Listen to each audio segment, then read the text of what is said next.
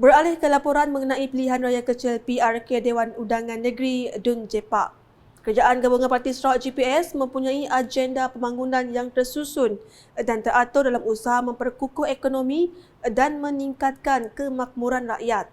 Menteri Utiliti dan Telekomunikasi Sarawak, Datuk Seri Julaihi Narawi berkata, agenda yang dilaksana adalah berdasarkan realiti sedia ada di seluruh negeri ini dan ia masih diteruskan dari semasa ke semasa.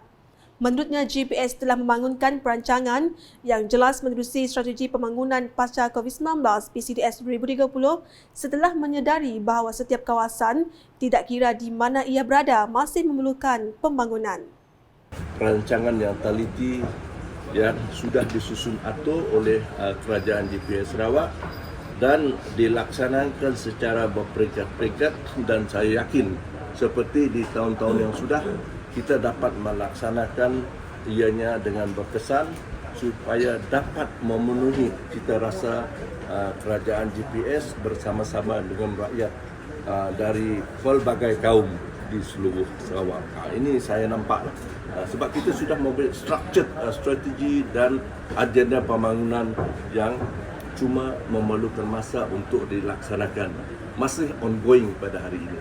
Dan oleh itulah maka saya yakin dan percaya para penduduk di kawasan ini pun dapat melihat, dapat menyaksikan dengan sendiri apa yang dilakukan oleh kerajaan GPS Sarawak. Beliau berkata demikian ketika ditemui media dalam lawatan kerjanya ke rumah Richard Sungai Serupai Tengah, Bintulu pada Rabu.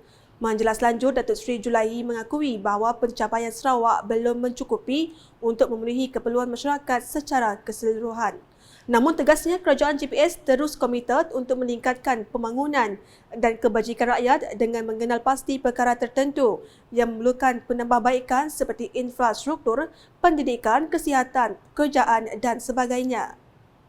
Perancangan yang teliti yang sudah disusun atur oleh Kerajaan GPS Sarawak dan dilaksanakan secara berperingkat-peringkat, dan saya yakin seperti di tahun-tahun yang sudah, kita dapat melaksanakan ianya dengan berkesan supaya dapat memenuhi cita rasa kerajaan GPS bersama-sama dengan rakyat dari pelbagai kaum di seluruh Sarawak. Ini saya nampak sebab kita sudah membuat strategi dan agenda pembangunan yang cuma memerlukan masa untuk dilaksanakan, masih ongoing pada hari ini. Dan oleh itulah maka saya yakin dan percaya para penduduk di kawasan ini pun dapat melihat, dapat menyaksikan dengan sendiri apa yang dilakukan oleh kerajaan GPS Sarawak.